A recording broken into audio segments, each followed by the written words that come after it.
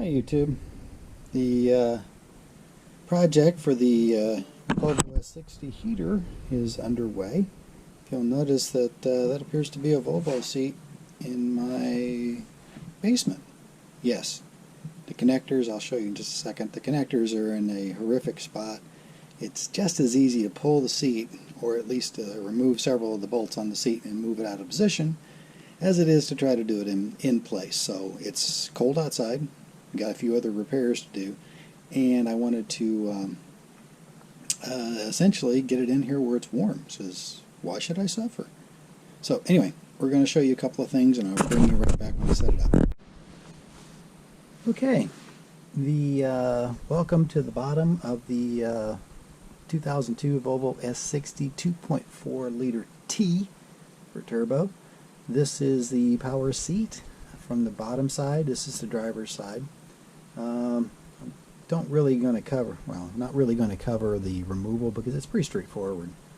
Let the system fully power down. You know what I mean. The lights go off, everything. Disconnect your battery. You do have a side curtain bag in this one, so you don't want to play around with that. That's this orange right here. You don't want to screw around with that. So power it all down. You'll have no problem. There's a main connector here, which is a little strange. This goes on and buckles. You'll see the slide right here. That goes on and slides over. In that position is where you're going to find it when it's fully installed. See the slot right there?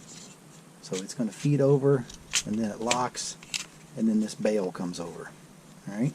There are 3 connectors in there, and then there's an additional 2 more going over to the seat module, seat control module. So underneath, talking seat heaters, the reason I pulled it out, this guy. It's a seat heater control module. It sits right dead center of that. You can't get under there, you can't go over it, you can't go around it. It's just in there. So the point I'm making on that is it only takes about a couple of minutes to loosen this seat up so you can get this up. In my case, I took it out. In typical Volvo fashion, these seats are very heavy, so if you may want some help or not. But they're also very sharp edged, so be careful on your vehicle. You don't scratch anything. But just get the thing up and out of the way so you can check it. The circuit's not really all that complex, but it's hard to access. So basically, the main power in, and then there are 2 connectors. Let me get you in just a little bit closer. 2 connectors here on the back. The gray one is the seat back. It's only got 2 wires, so it doesn't have any feedback for the temperature. So there's 2 pins in that one. The connector release is right here. You push in and you pull, just like that. And the green one is the one I'm going to look at. So for those of you that saw my reference video talking about the resistance of the seat heater element, this is the one we're going to disconnect. The 2 yellow ones you see in the center, those are for the feedback. In other words, for the thermostat function on the seat so it doesn't overheat. The 2 outer ones, the gray and the brown, are the actual resistance. So we're going to disconnect that one. The initial measurement we got when I measured in the other video on a brand new pristine one out of the box was 1 ohm. Okay, so we are going to measure this one, and let's see if I have done a good diagnosis without ever diagnosing it. So you can go in 2 different ways. You can come in from the back of the connector, which is probably as good as anything. That way you won't stretch the pins. Okay.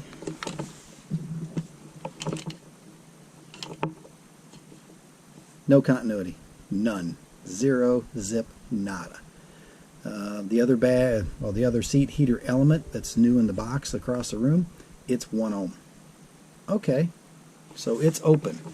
Well, let's double check. We can take a wiggle test on the harness.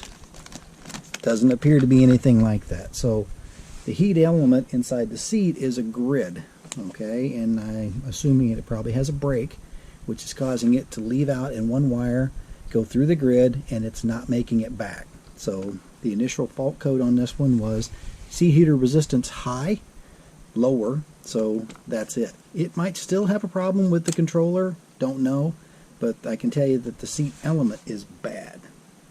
Alright, so let's see how far this goes. That's one. Let's check the other one. This was going to be the seat back. Same test. Check this one. Check this one. 0.4 ohms. So that one appears to be good, and it also didn't have a fault code. So we're going to have to take the seat bottom off and remove that heating element. Hopefully that resolves it, but you see it's fluctuating between 0.4, 0.5. That's fine. That's just rounding in the meter. So that's our job.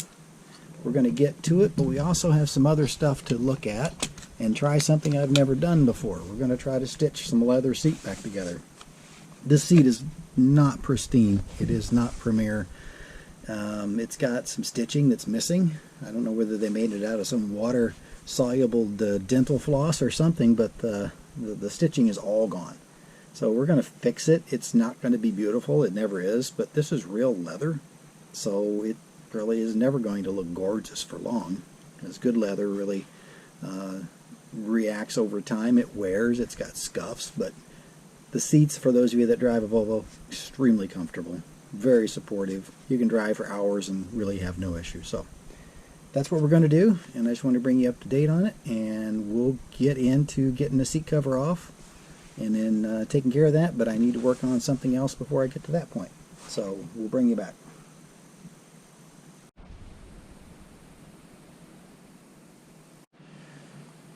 Okay, let's get this seat bottom off of here so we can get to the seat heating element, which we diagnosed before as having open circuit. So right here, you're gonna see this is strapped down right there with hog rings, okay? And a hog ring is probably a great thing for manufacturing, a real pain for service, okay? You can cut them, you can do whatever you like with them, but you need to remove them, okay? And what's going back will be zip ties. They'll provide more than ample retention for the seat cover. It will go nowhere. See, the hog rings are just nasty. They get everywhere. They were probably very easy to install when it was on a fixture, but out here in the real world, they're just a pain, especially on something like this. Alright,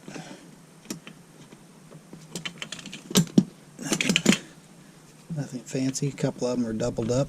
Obviously, if I'm sure, being Volvo, there was a good reason. Probably was an extra pinch point or something. Extra stress. And I am not using a super great pair of pliers either. So there was about 6 up through here. From here appears to be one there, and then we'll start on the back. Just keep peeling these off of here and get the general idea. That's one thing I will show you while we're here. This is the side cover for your seat control. Right here, this pushes up off of there. So in case you want to take it off, don't pull straight off, pull straight up. Okay, see how that goes around? There you go, just like that. And the back one has a hook right here, so don't break it. Lift up on the front and then kind of push back on the back, and it comes off nice and easy. Okay, so this one right here,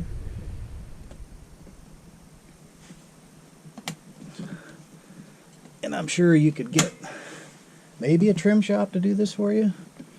I don't know, they may get weird whenever you start dealing with the heating element. I don't know. Your mileage will vary based on what you have available locally to you. Some of them may absolutely welcome it. Great. But they may be booked up doing high-end expensive stuff and may not have time for an old beat-up Volvo. Okay. And right here there's a couple.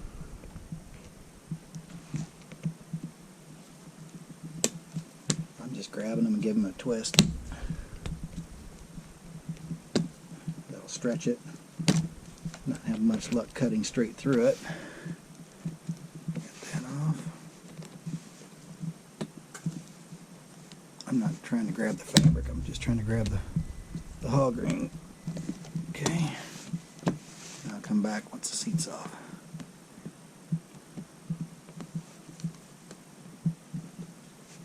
As you can see, that black strip, that's like the retainer for the seat back. Okay. Looks like we got a zip tie secured off to the hog ring. Try not to cut the harness. Okay. There's the harness going up to the seat bottom. So you recognize those wires from before. Alright, plug right in. We're going to get them unplugged here shortly. Okay, let me flip it over and roll the brakes open. Okay, we got 1, 2 here on the side.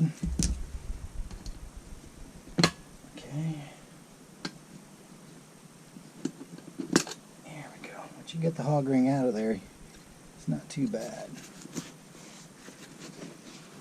Okay, we've got most of it, so it was not a big event. Let me get this cover just peeled off of here and I'll bring you back.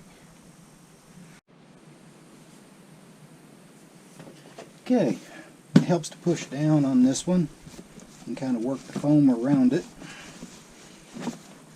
Okay. Got a couple more hog ring pliers inside, which is not a surprise. Hold it down securely.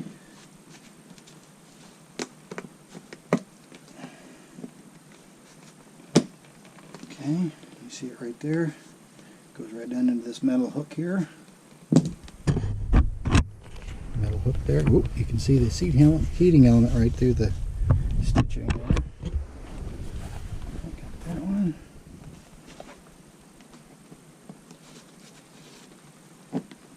Okay, don't want to leave them in there, might be uncomfortable. Looks like we got another pair behind it.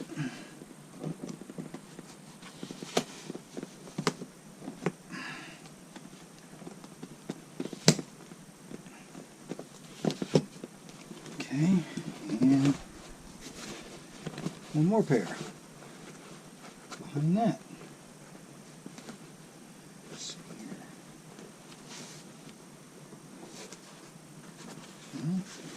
Well, not exactly.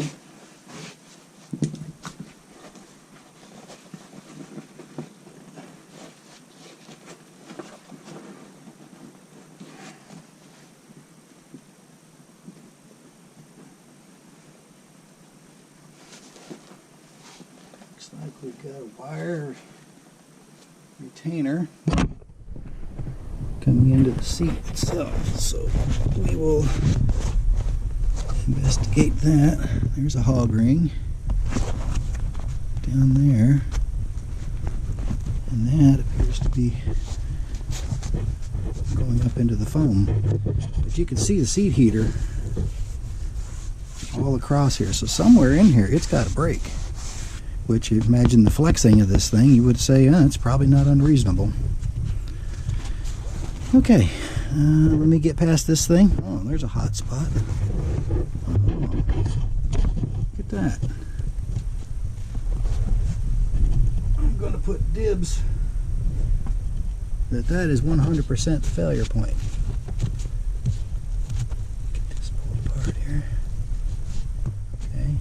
right there, and that would be where me and the previous owner was get in and out of the car a lot. So it's scorched and burnt, and I'm betting you that that used to touch in some way. The seat cover is worn right there quite a bit, so that's probably where it did it. Let's do a test.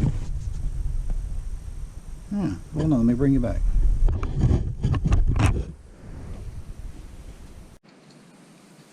Look at that. Just wrapping those roughly 2 wires together, it has continuity. So if I were to cinch them back together, it probably would work for a while. I think ultimately it would fail quickly thereafter, because that portion failed. I'm sure the rest of it has some issues too.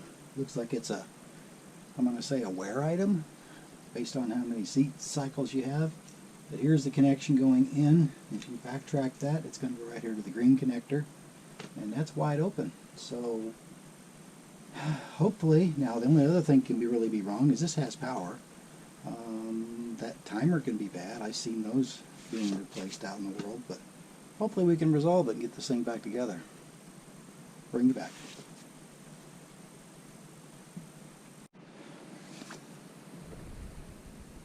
Okay, pretty much got it ready to go. One of the things you can do that made it a lot easier was to flip the 2 switches on the back and fold the seat forward.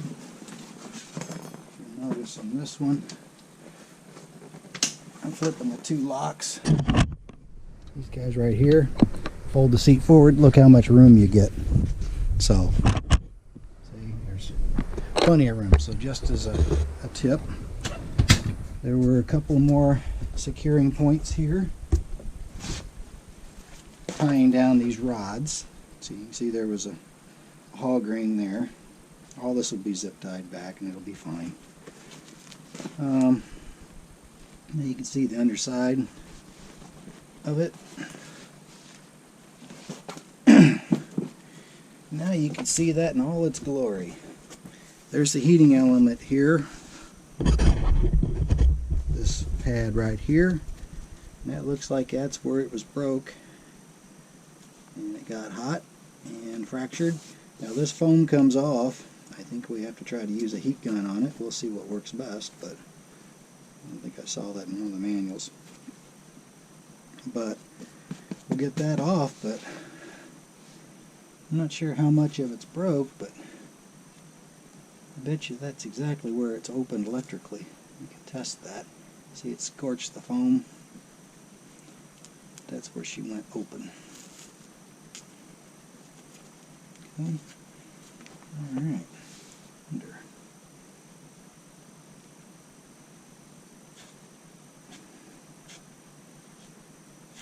What are the odds that that's continuity? What are the odds? Probably not good. I don't know. We'll find out.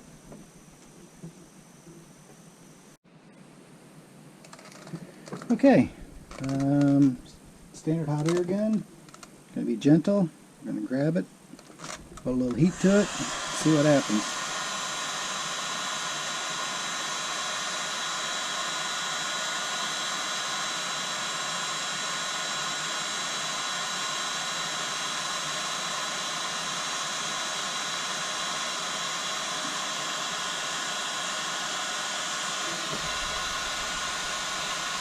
Not damage the foam much.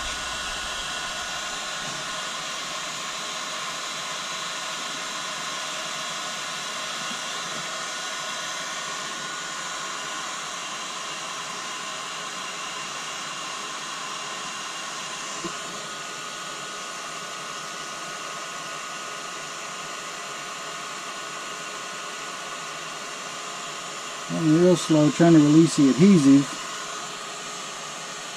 and not tear the foam.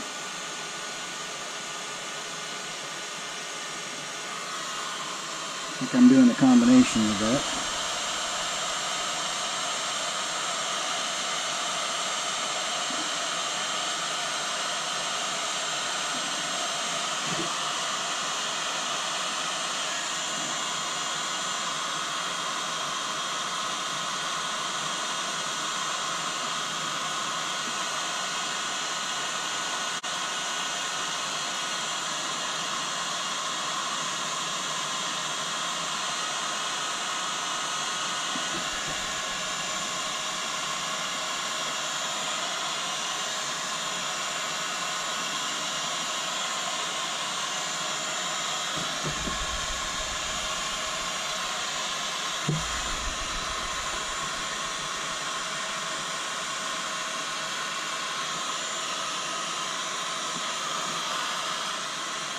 Sticky in this corner.